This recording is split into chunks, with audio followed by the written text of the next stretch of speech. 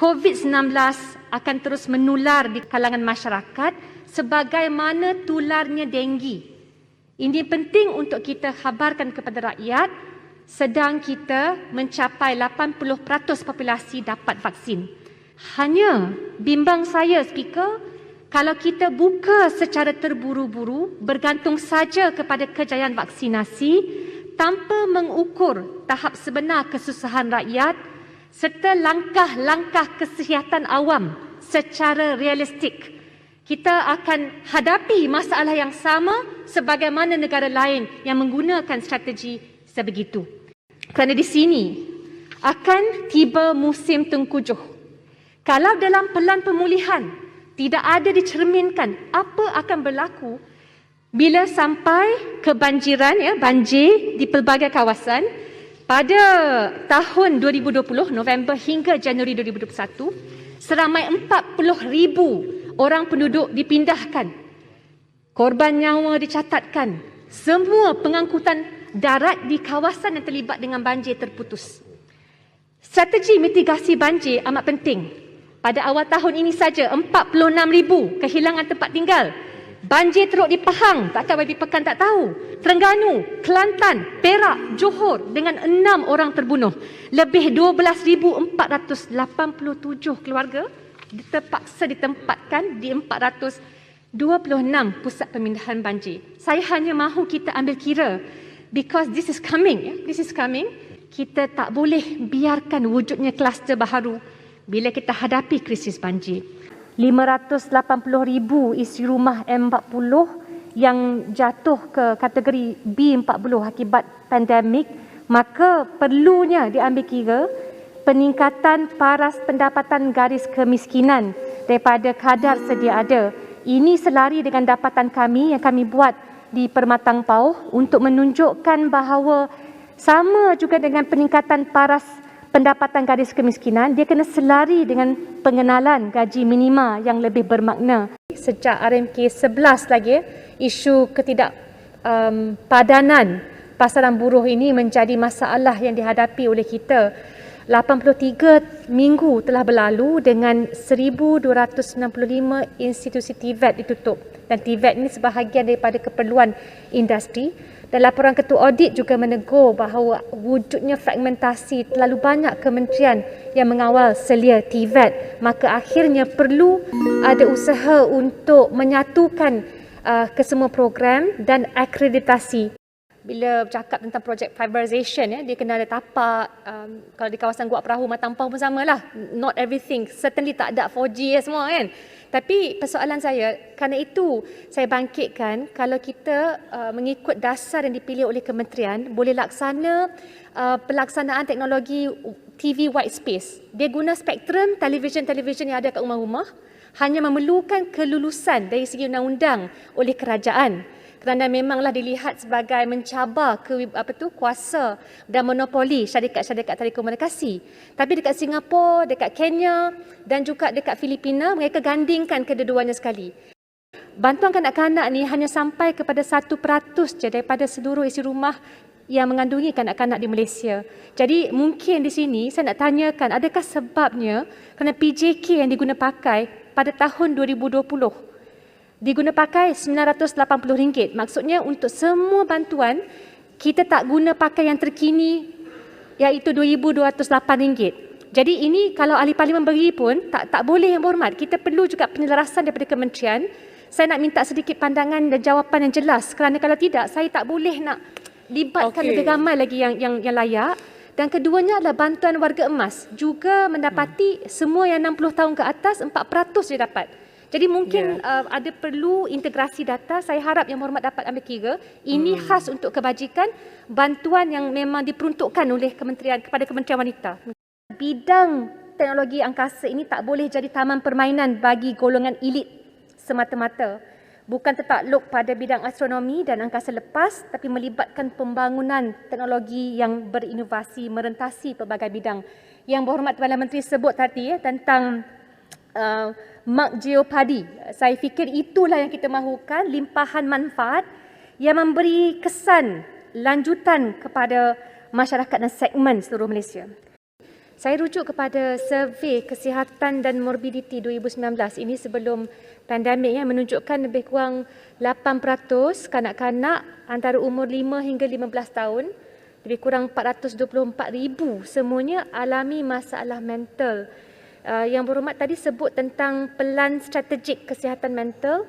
Hanya saya fikir selepas pandemik, kita bayangkan perintah berkurung, mereka tak boleh ke sekolah, maka jumlahnya akan lebih naik lagi.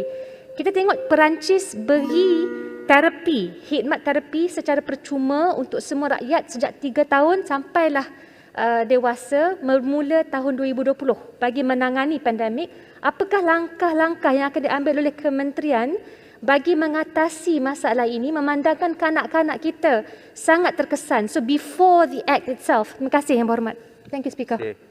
Ada juga tambahan di negara-negara maju di mana mereka membuat pemvaksinan juga untuk remaja lelaki yang merupakan possible carriers pembawa. Jadi adakah kementerian bersedia bukan sahaja untuk memvaksin remaja perempuan tetapi juga lelaki di antara umur 13 hingga 14 tahun untuk memastikan kita benar-benar melihat pengakhiran kanser cervix. Selalunya untuk kanser cervix, bila mereka diagnose, it is a late presentation, dah stage ketiga ataupun keempat. Jadi saya harap sangat-sangat Timbalan Menteri boleh teruskan bahawa kita terus putus dengan dasar bukan sahaja perempuan tapi juga lelaki. Terima kasih. Saya kecewa dengan penurunan paras pendapatan garis kemiskinan yang digandingkan dengan tiadanya usaha gigih untuk mengira keperluan serta deprivasi rakyat khususnya isi rumah yang memerlukan menerusi pelbagai dimensi. Saya rujuk jawapan Timbalan Menteri Wanita ketika RMK 12. Janji nak guna PJK terbaru untuk tahun 2022. Kerana tahun 2020 kita guna pakai RM980 seisi rumah. Tapi untuk 2022 hanya guna PJK makanan iaitu RM1,169. Rujuk lagi, kita kena ingat bila kita guna lagi rendah, maksudnya ratusan ribuan isi rumah yang layak, mereka tak dapat bantuan tertentu daripada kementerian. Tidak ada peruntukan yang menyeluruh bagi mewakili pekerja ekonomi gig, sama ada independent contractor atau independent, walaupun diperbaiki definisi tertentu. Pada saya ia masih lagi tidak mengambil kira perkembangan ledakan ekonomi gig yang melihat kira-kira 4 juta individu. Program di bawah Perkeso, bawah SPS Lindung, Perkeso dilihat terpaksa menanggung beban yang sangat besar dengan nilai caruman yang diluaskan manfaat kepada 9 kategori pekerja. Sama ada petani, petani, nelayan, penjaja, artis dan petugas pemulihan dalam komuniti. Jadi ada pandangan dan saya rasa kerajaan harus mengambil kira bila sektor ini lebih berisiko, apakah tanggungan kelak kepada kerajaan, bebanan kewangan kelak. Saya fikir Kementerian Pendidikan akan mendapat dukungan kita sepenuhnya kalau mengambil kira bukan semata-mata pembukaan persekolahan dalam keadaan yang selamat, but apa yang boleh kita lakukan untuk memastikan pelajar-pelajar yang berisiko ini. Ada ramai yang tak nak pergi ke sekolah dah. Ada ramai yang lebih selesa untuk, they will be considered dropouts. So, bagaimana nak memastikan mereka dapat juga menimba ilmu untuk survival di masa hadapan.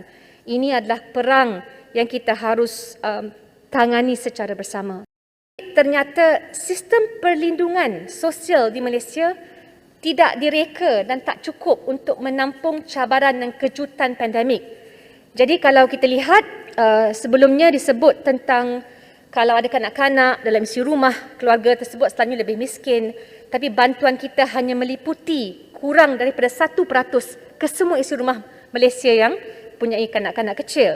Mereka cadangkan Elan Kanak-Kanak Kebangsaan, bantuan kanak-kanak sejagat sebagai jalan keluar kerana kita belanja lebih kurang 0.3% daripada KDNK untuk maksud bantuan sosial, sedangkan negara maju OECD lebih kurang 1% daripada KDNK.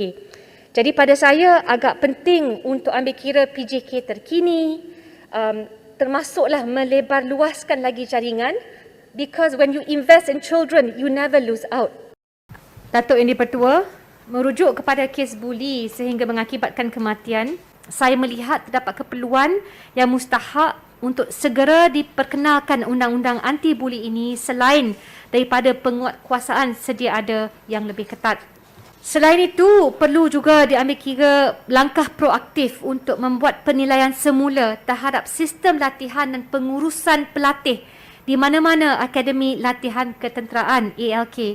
Saya kira undang negara kita masih mengambil pendekatan lemah lembut ataupun ihsan simpati dalam menangani kes-kes jenayah tertentu. Harga ayam meningkat sehingga 40% dan yang paling mengejutkan, sayur-sayuran hampir 200% peningkatannya. Saya ingin menanyakan Kementerian penggunaan skim harga maksimum musim perayaan bagi barangan-barangan yang dikira terkawal tetapi tidak digambarkan menerusi harga barangan. Bagaimana kerajaan boleh memastikan the input materials untuk bukan sahaja ayam tapi haiwan ruminan dapat dikenal pasti dan diguna pakai dalam negara sendiri. It is part and parcel of food security. Saya tahu ada kajian oleh MAFI, KPDNHP dan Kementerian Kewangan bagi melihat kenaikan harga ayam dan telur menerusi pemberian subsidi dedak. But for me that's short term, longer term kena ambil kira other factors, dan sebelum mengawal harga harap diambil kira juga tentang penggunaan skim semasa tempoh PKP dan selepas PKP dan melihatnya dengan serius. Isunya bila kita guna pakai jumlah yang lebih rendah, bukan 2,208 tapi RM1,169, maka ratusan ribuan yang diumum oleh Perdana Menteri, lebih ramai lagi M40 jatuh daripada 600,000 sampailah 1 juta kepada kategori B40. Jadi saya pohon kerana Kementerian Wanita sebut ini keputusan kerajaan, keputusan Kementerian Kewangan untuk menampung penambahan hampir RM3 bilion yang kerajaan tidak ada. Kerana itu, Tan Sri Speaker, orang marah pasal 1 juta ni kerana dia ambil, dia beri kesan kepada jumlah yang diambil daripada golongan yang patut terima. Saya mohon kalau boleh diambil kira kerana keputusan Kementerian Kewangan untuk mengguna pakai PJK yang lebih realistik akan beri kesan kepada isi rumah dan mengurangkan jurang. Kalau tidak, jurang memang akan bertambah. Terima kasih. Saya dah bangkitkan isu gaji minima juga, tetapi berkait dengan krisis penuaan dan simpanan dalam KWSP. Kalau boleh Yang Berhormat beri sedikit pandangan, kerana saya faham kesusahan untuk memperkenalkan pada target 1,500. Tapi sebagaimana disebut oleh Yang Berhormat sebelum ini, antara sebab utama kenapa pencarum KWSP, bagaimana mereka boleh survive walaupun jumlah keluaran begitu besar, sejumlah 20% daripada semua stimulus kerajaan adalah kerana pengenalan gaji minima. Tapi isu fragmentasi saya nampak masih lagi tak diselesaikan, di mana sekarang daripada 7 dahulunya ada 11 kementerian yang semua terlibat dalam TVET tanpa kepala yang khusus. Maksudnya not one controls all of them. Jadi saya bimbang kerana satu, fragmentasi. Kedua, yang dibawakan daripada jawapan Yang Berhormat, saya menunggu tentang isu akreditasi. Kerana tidak ada pemusatan dan dalam ataupun setakat 1 Januari 2020, my last point, ada 593 buah institusi TVET awam, 593, 633 institusi swasta, 22 buah kemahiran peringkat negeri. Tapi 42% daripada 185 program yang disampel, program TVET ditawarkan sebelum akreditasi sementara telah diperakukan. This is a big problem. Tidak perlu ada Yayasan Keluarga Malaysia kerana memang dah ada banyak organisasi, badan-badan bukan kerajaan, termasuklah yayasan yang bergerak di bawah ini. Bagaimanakah kerajaan boleh memastikan mereka menerima geran padanan? Kerana semasa COVID, mereka menjadi tulang belakang kepada penurunan bantuan kebajikan. Berapakah jumlah secara keseluruhan isi rumah yang memang terkeluar daripada penerimaan bantuan? Terima kasih, Yang Berhormat. Kalau boleh bagi saya bertulis pun okey. Saya nak. Pindaan Akta Paten 1983. Saya rasa pindaan ini memang perbincangannya berlangsung selama beberapa tahun dan bermula di bawah kepimpinan KPDN-HGP, dahulunya Yang Berhormat Kulim Bandar Baru, sebahagian besarnya untuk meningkatkan fleksibiliti perjanjian WTO TRIPS yang bakal memberikan lebih banyak ruang bagi pengoperasian industri domestik selaras dengan sasaran RMK12 untuk meningkatkan lagi industri farmaceutical kita. Contoh sekarang sebagaimana diumum oleh KPDN-HGP yang juga melibatkan Kementerian Yang Berhormat, akan berlaku pergantungan yang tinggi kepada hasil dedak bagi rantaian penternak dan juga makanan-makanan di Malaysia, dan antara sebab utama kenapa isi rong sawit iaitu pengganti kepada barangan import dedak yang selalunya kita guna pakai, di mana seluruh dunia sekarang bersaing untuk mendapatkannya. Jadi 95% datang daripada China dan Russia. Kita terpaksa kembali kepada kedaulatan dan sekuriti makanan dalam negara. Maka Yang Berhormat, bagi pihak kementerian, apakah langkah-langkah untuk mempercepatkan memberi insentif khas buat hasil tempatan pengusaha bagi makanan dedak yang diperlukan untuk mengatasi keperluan ternakan di seluruh Malaysia, kerana ini yang dibangkitkan oleh mereka, sedang kita pergi ke fasa seterusnya tidak lagi menggunakan pergantungan kepada barangan import.